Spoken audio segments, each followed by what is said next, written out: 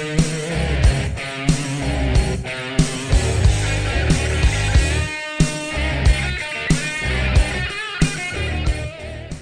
to Dicejunkies. I'm Xenodamus. I'm here with Q. And on Skype. Buttocks. All right. We got some help in the background, it sounds like. Yeah. All righty. Let's get started. We don't have a lot for the show today. Been a slow news week. Well, slow stuff we talk about news week. There's been stuff happening. Yeah, There's been a lot of stuff happening. So let's start off with, I guess, somewhat rumors, somewhat announced. Star Wars Knights of the Old Republic remake reportedly coming from Port Studio Asper, which I think is the same studio that did the ports for Knights of the Old Republic on Android and iOS. But yeah, no, I mean, they still really haven't. I mean, they say remake, and of course, remake is such a. It's one of those words. It's not well defined in the gaming. It's better than hearing remaster, because remaster usually means we're going to play around with the graphics a smidge. Remake implies they're going to do some actual real overhauling, so that makes me way more optimistic than if I heard a remaster. If it was a remaster, I'd be like, I don't care.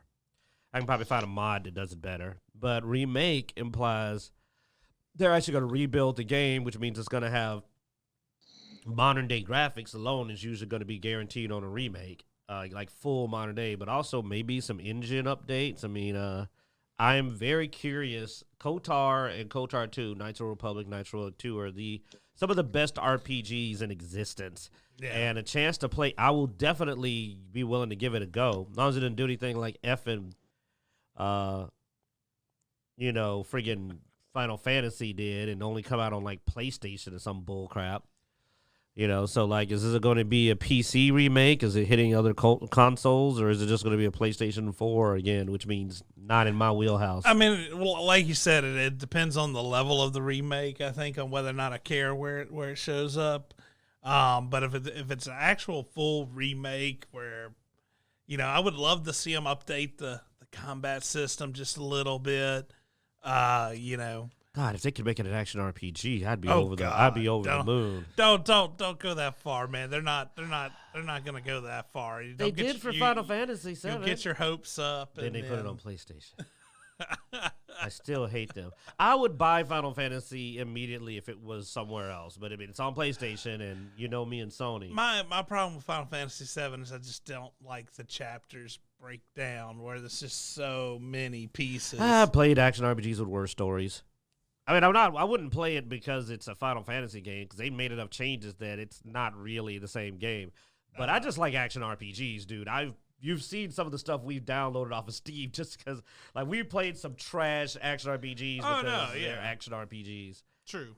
So, I could suffer through Final Fantasy VII's weird design choices just to get to play a decent action RPG game, man.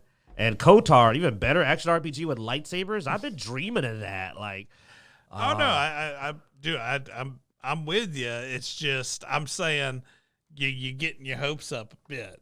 I don't think it's going to be that big of a remake. As you should know from this last week, I need hope.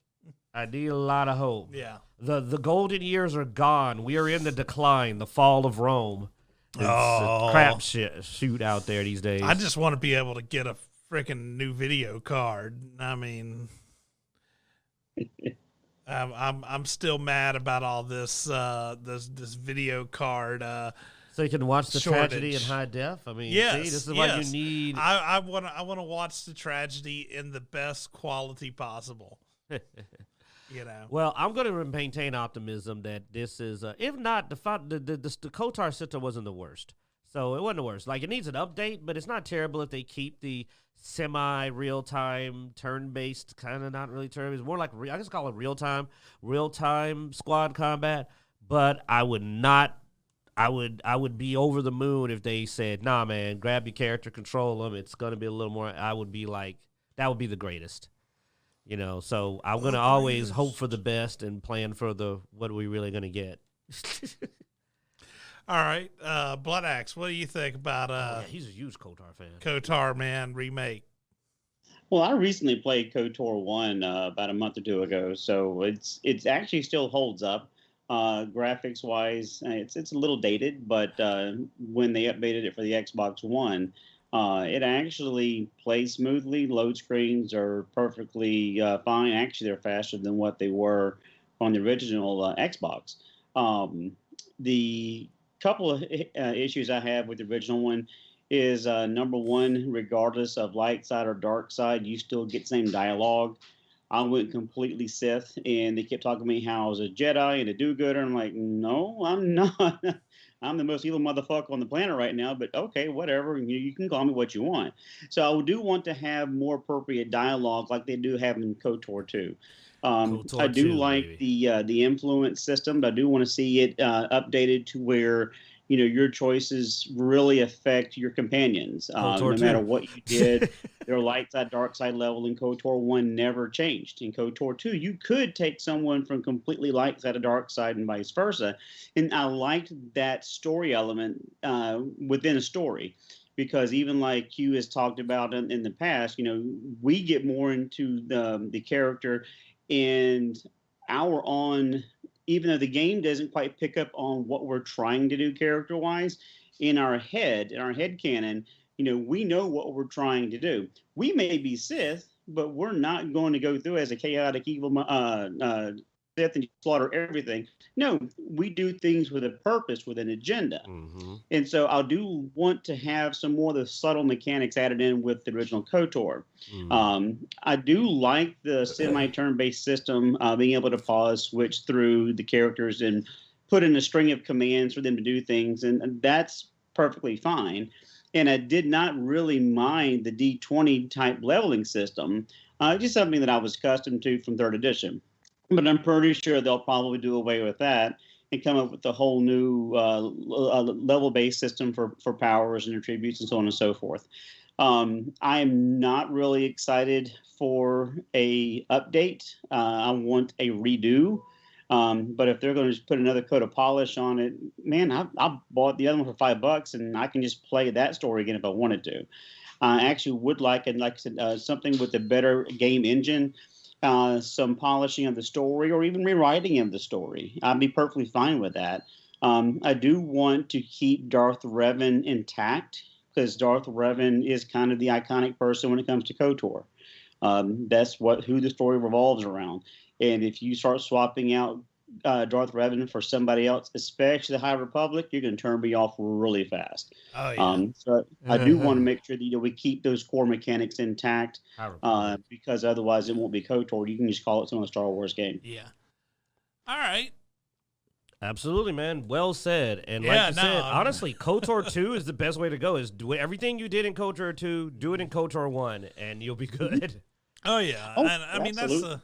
that's the thing with a remake. With the remake, we have expectations of games now that we didn't have when KOTOR 1 came out.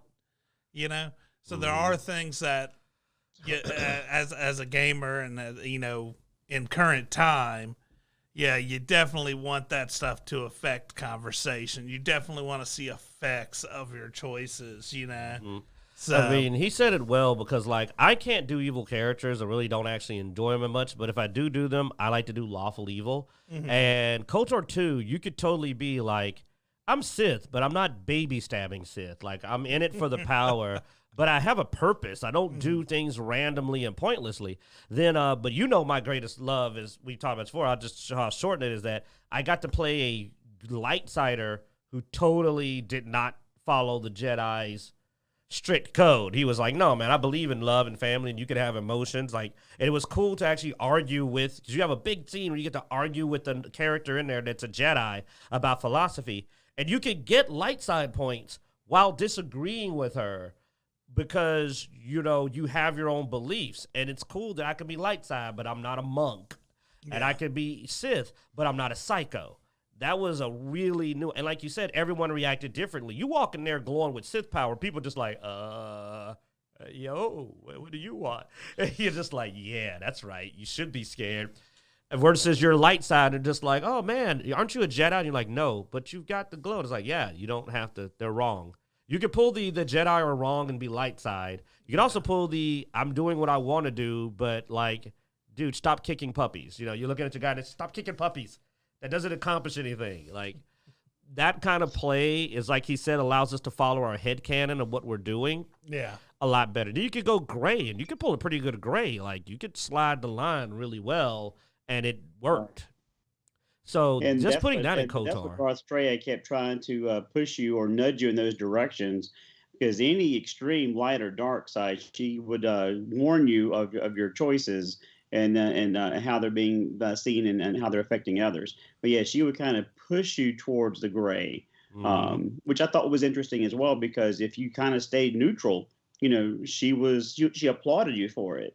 But the further you went light or dark, it's like you might want to rethink what you're doing. Yeah, which no, was no really spoilers, but it was really cool that you could have a very good relationship with her if you wanted to, and that it did at least affect some of it later.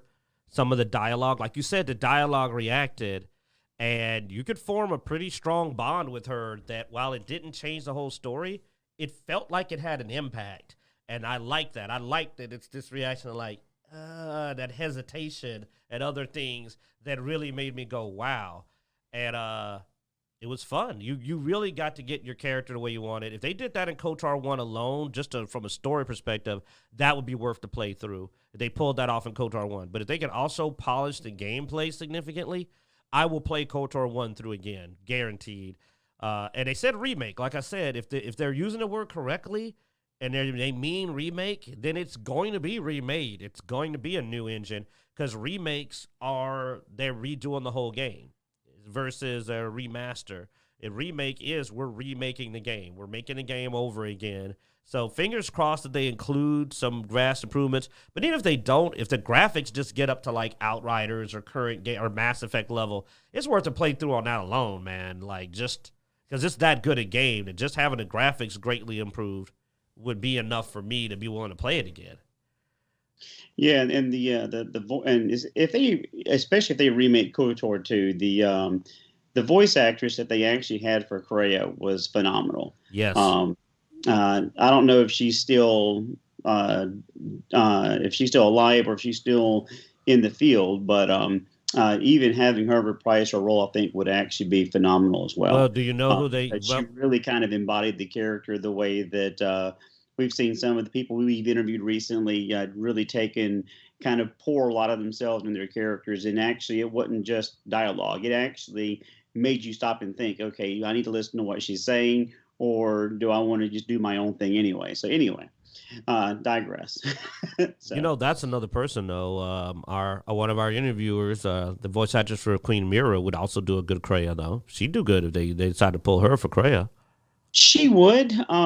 Originally, I thought it was the actress that played Professor McGonagall from Harry Potter, but actually, the actress's name is Sarah Kesselman, and I'm not as familiar with her work. But I think Carolyn Seymour, who did Mira, would be a phenomenal choice, and she's done a lot of Star Wars projects already, so that wouldn't be out of her wheelhouse to do more Star Wars.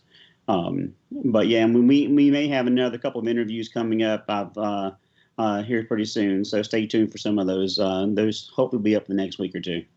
Mm-hmm. All right. So Outriders inventory restoration fix is finally coming for the people that lost a lot of inventory. Of course, by now they've probably either forgotten about the game or have went and got new inventory.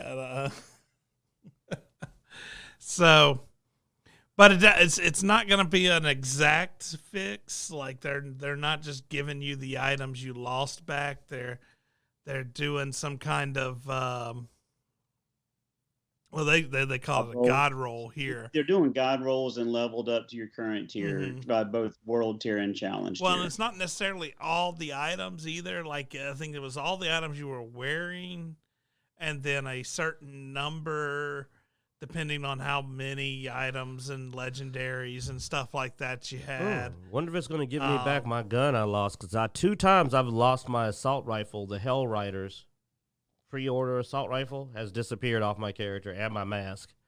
Be nice to get that back with a god roll. That'd be cool. We'll see.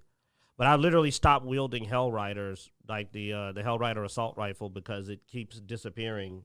Like, on occasion, you just go in and it's just gone. And I'm just like, wow, I don't have a gun. Like, I got my butt kicked going to Expedition because I wasn't paying attention. And I walked in with a level 1 assault rifle because I didn't know that my gun had disappeared and no helmet. My mask and gun had disappeared, and it gave me a level 1 assault rifle. That's a really shitty consolation prize, man. Like, here's a level 1 assault rifle on your level 30 character who's at Expedition 15. I'm up here going like, man, I can't kill anything. And what happened to my hit points? Like, what's going on? Because, if you're wielding lower level equipment, your hit points go down. Did you know that, Blood Axe? It's another one of their difficulty mods. If your equipment's not maxed out in level, your hit points go down with your item level. Yeah, I've seen that actually, and I've seen them go up significantly when you increase the level. Yep. Of your equipment too, but I also see that the enemies also scale as well along with it. So it's almost kind of like a catch-22. It's an interesting way to do difficulty, I have to say. Interesting indeed. Because those people that lost their equipment were screwed, too, because think about it. They lost their equipment, and now their hit points are bottomed out. So they can't even get back to where they were, because getting yourself a full set of appropriate leveled equipment from scratch, like with all your equipment gone, is almost impossible. Like, how expensive it is to buy guns, man. You barely make enough money. I mean, the good example is the way the game is set now. As I showed you, there's a max money of $999,999 or whatever. It's like $999. Well, in this game, level 50 weapons cost $360. So you can't buy more than 2 pieces of equipment because the max money isn't high enough for you to buy more than 2. So if you were level 50, if you were level 30 with level 50 equipment when this happened, you literally can't buy more than 2 pieces of equipment, even if you had max money. So I can understand that those people left the game. They just said, screw it. I either start over with a new character or I quit. Yeah. Because I can buy 2 pieces of equipment. Because they thought it was a good idea to have the cost of the guns be that close to the maximum amount. I'm still stunned, and I looked at it and went like, wait, that's the max money. But it cost more than a third of the max money. I was looking at it like, so you can't buy more than 2 pieces of equipment even if you have max money. What? Compared to like other games where normally you can get well over the max price. What about the expedition point gear, though? I mean, you got the... I'm not spending my drop pod resources on regular guns. Level 50 expedition gear often costs 50,000 plus expedition points. The rewards for getting a 3-star level 15 expedition is 76,000, and that's a 3-star level 50 level 15 tier 15. So one run will get you enough money to buy a single piece of equipment, sir, at the hardest difficulty, which you can't complete because you don't have the equipment. You see how that cycle goes? Well, no, I wasn't sure if there was a max, though, on those points as well. Probably in the 999,000. But this is the lowest max money limit I've ever seen in a game, with the prices being as high as they are, where you're literally like, I can't even save enough money to make more than a couple of purchases. I mean, either way, it's a horribly sucky ass bug to have, and I feel sorry for anybody who ended up in. I'd uninstalled it. I won't lie. Much as I enjoyed Outriders, I would have stopped playing. Yeah, I'd have been done immediately. So like, yeah. I mean, I've already got all the achievements, and I'm already ready to deinstall it just because of the way they're scaling the enemies to begin with when I'm playing with somebody else. They penalize you for playing with friends. Yeah, but you're also not only they penalize me for playing with Q, but they also penalize me by not giving me the equipment that I need so I can play the higher tiers without completely spending 2 minutes literally on the ground. So it's getting frustrating. Oh, and I actually have a rant video on that I reloaded up early this week on YouTube.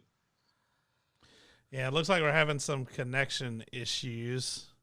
Yeah. Well, we'll move on to this subject. Yeah. But like, I still like Outriders, but they're trying Outriders. to fix the scaling. They are patching the snipers, but like you say, it is a barrier to overcome. But I've also have played these types of this type of system before with the online game and the gear grinding with Diablo and stuff. And so far, everything has been pretty much what I expected for that type of game. The balancing, I mean, they even mentioned in their last patch notes about more balancing coming up, feedback from the previous balancing. That's just going to happen. They're talking about balancing of some of the enemies, but not when it comes to expedition and specifically multiplayer. And that's where my hiccup comes in. I can do World Tier 15 solo campaign with no problem. But the moment I join Q and we try to do a challenge Tier 15, it's a completely different animal. Yeah. Absolutely.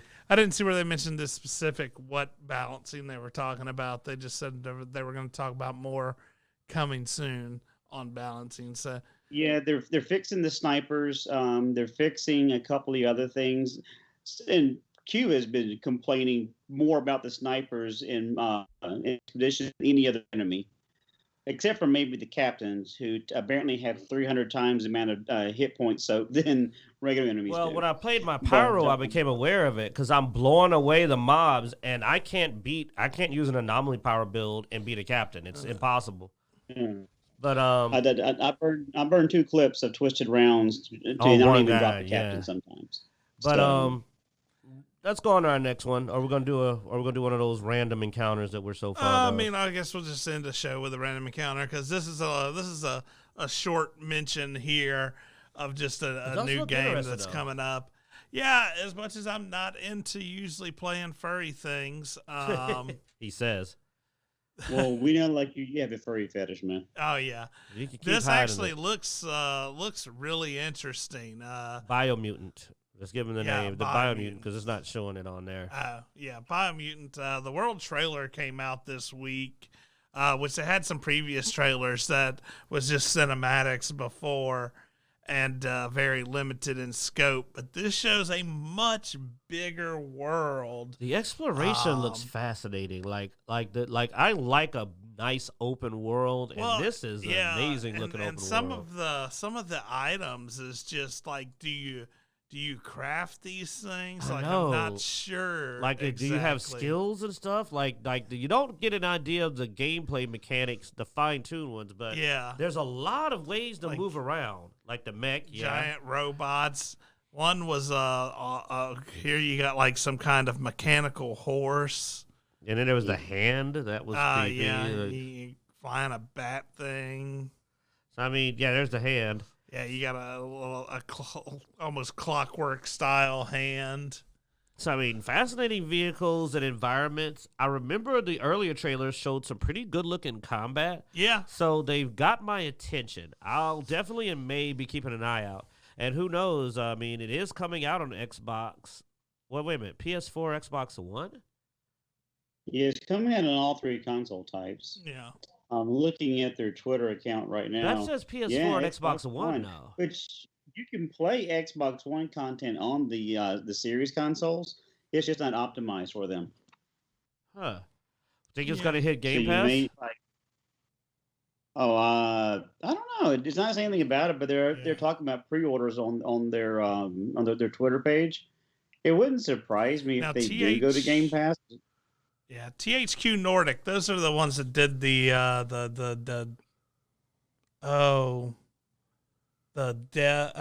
War and those games. Darksiders. Yeah, Darksiders. Oh, okay. I think that's the same company. Some Darksiders did come to Game Pass, but it wasn't upon like immediate release. It was a little bit after the release time. But I mean, the game, the fighting mechanics aren't bad for those, especially if they use the same engine. But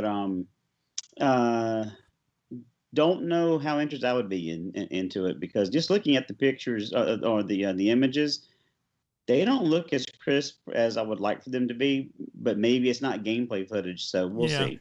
Well, we'll have to see it. It's one that I'm going to keep an eye out on. It's not like I'm going out and pre-ordering it or anything like that. That's for sure. And I probably won't even pay full price for it until I see some actual gameplay. It's like somebody actually talking about it. But, all right. Well, that wraps us up. I want to end the show with a random encounter, and then we'll call it. Let's do it. All right. Who wants to roll? Mr. Bloodaxe, why don't you roll? You seem to be better at getting the stuff Zeno doesn't want. 13. 13, women in geek culture. No. Female cosplay character that you want to see. Huh. All right, hang on. I'm still tweeting now. Give me a second. I mean, you rolled it, so yeah, that gives me some time to think. Because you're supposed to have to be the first person. I'm trying to tweet out as we're doing things, and y'all caught me by surprise on the random encounter. Normally have it ready. All right, women in culture, female cosplay character that you want to see. Oh, let's see. What have I played recently that I would like to see? Nothing really from Outriders. I'm not thinking anything from that one. You know what I haven't really seen actually is a really good Moe's. I'm sure they're out there, but I would really like to see a really good Moe's outfit, especially with a rocket launcher. I think that would be pretty tight. Motor Pool Lizzie. Like, it's her favorite costume. I missed it, unfortunately, getting the skin, but it is to me one of her coolest variant skins from Gears of War 5. Lizzie has always been my favorite character, and I do the Hive Buster, but I want the Motor Pool, and I always seem to miss it because Blood Axe likes to tell me too late. Usually I hear it in the form of, last week they had it, and I'm like, that last week they had it. Though this last time, I told you Tuesday when they had it. It disappeared apparently on Tuesday because I went back, it was gone. Because I went back Wednesday. Waited too long. Yeah. But it's a cool outfit. Why don't you pull it up? Like, Motor Pool Lizzie is just type in Motor Pool Lizzie. Well, there's Motor Pool and Murder Pool. Make sure you get the right one. I don't know what the Murder Pool one is. I haven't even seen that one. It's Motor Pool, but zombie. But like, that is a cool skin. I like it. And that is the one that I would like to see a cosplay of, because what you don't see there, she's got a tool belt, like with the vehicle tools and everything on it. And like, that is just a tight outfit. That would be a cool cosplay to Q. Like, is easily me one of the best skins in the game for a character. Just a really cool alternate skin. What you got? Oh man, Zemo I don't know. Davis. I haven't thought much about cosplay since we hadn't been doing cons in such a long time. But I guess I'd like to see somebody do a good the forger in Mandalorian. The weapon forger, the blacksmith, armorer. Yeah. I've seen some pictures of some good ones. Yeah, that'd be cool to see the armor. She's going to be at one of the cons coming up, I think. Yeah. There's a con. Yeah, the actress's name is Emily Swallow. Yeah. She was also in Supernatural as The Darkness. So yeah, actually, I think she did a wonderful job as the armorer, because she had that force, that presence, but still respectfulness. But also someone that you didn't want to mess with. But yeah, having a good Mandalorian armorer cosplay would be pretty good. Something new for sure. Yeah. All right.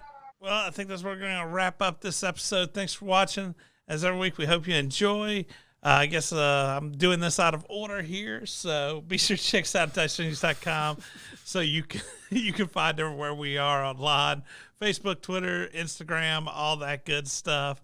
Check it out, like, follow, hit notification bells, and we'll see you next time.